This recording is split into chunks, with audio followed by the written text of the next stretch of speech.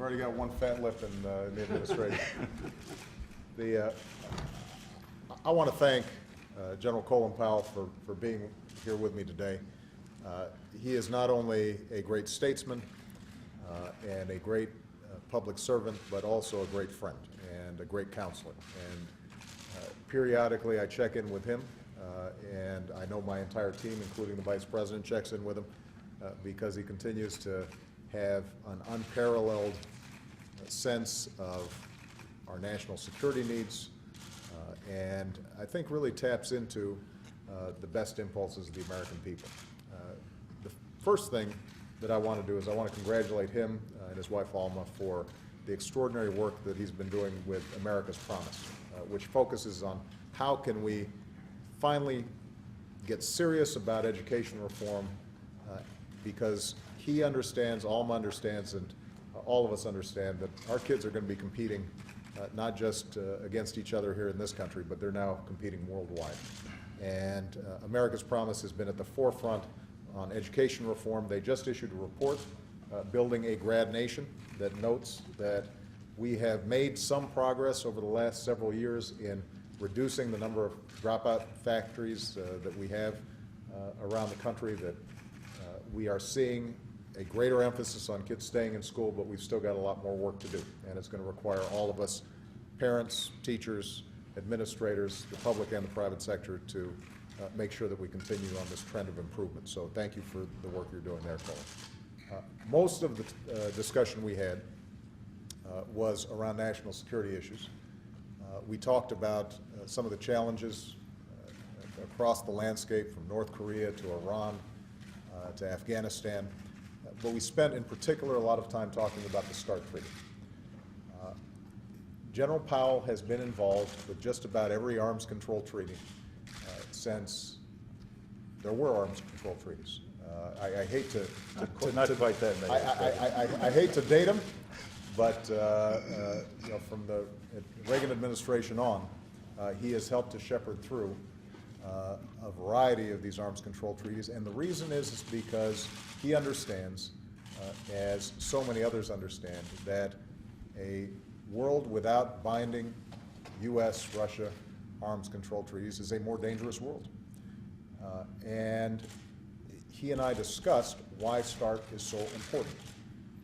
In the absence of START, without the new START treaty being ratified by the Senate, we do not have a verification mechanism to ensure that we know what the Russians are doing, and they don't know what we're doing. And when you have uncertainty in the area of nuclear weapons, that's a much more dangerous world to live in. We also discussed the fact that Russia has cooperated with us on critical issues to our national security, like Iran sanctions, transit to supply our troops in Afghanistan, working on securing loose nuclear materials, and the relationships and trust that are built from the new START treaty spill over into a whole host of other national security issues that are of vital importance to America.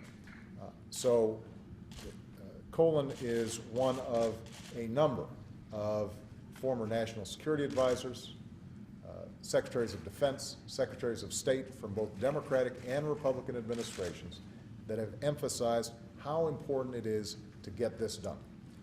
You know, we discussed the fact that the Senate appropriately has a role in advice and consent, and it ultimately needs to ratify this treaty. That's why we have made sure that we have had 18 separate hearings.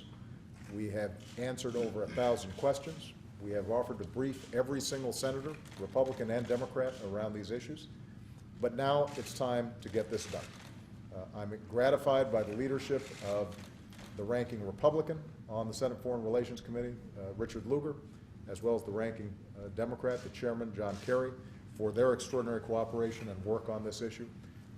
It is important for us to make sure that we complete the evaluation process, we finish the debate, and we go ahead and finish this up before the end of the year. And so I just want to again thank General Powell for his good counsel, his friendship, most importantly, his service to our country.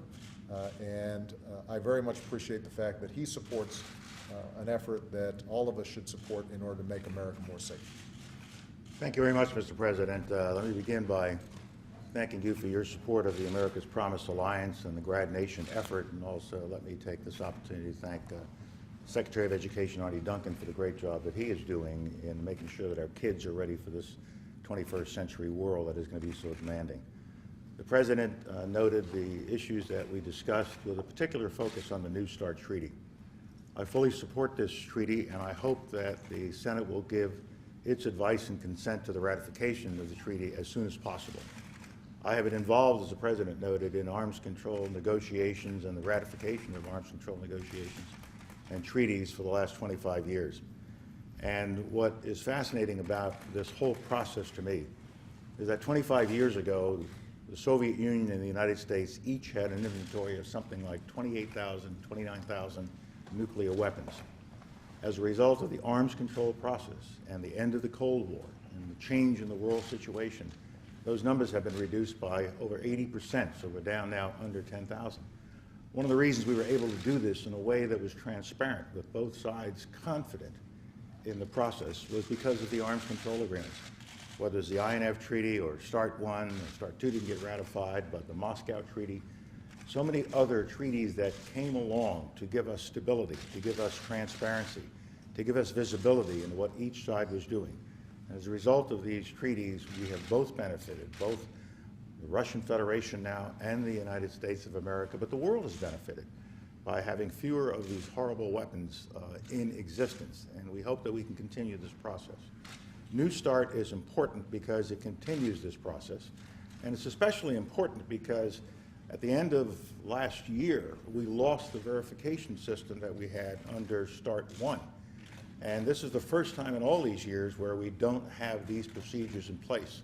So we're not sure exactly what's going on within the Russian Federation. They're not exactly sure what's going on in the United States of America. And I think the most important feature of New START is to put in place a verification regime again.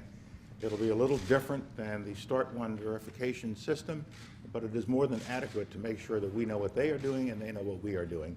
And it has been so identified as being adequate by our intelligence community. The number of warheads reduced is modest, but nevertheless significant. It continues the downward trend.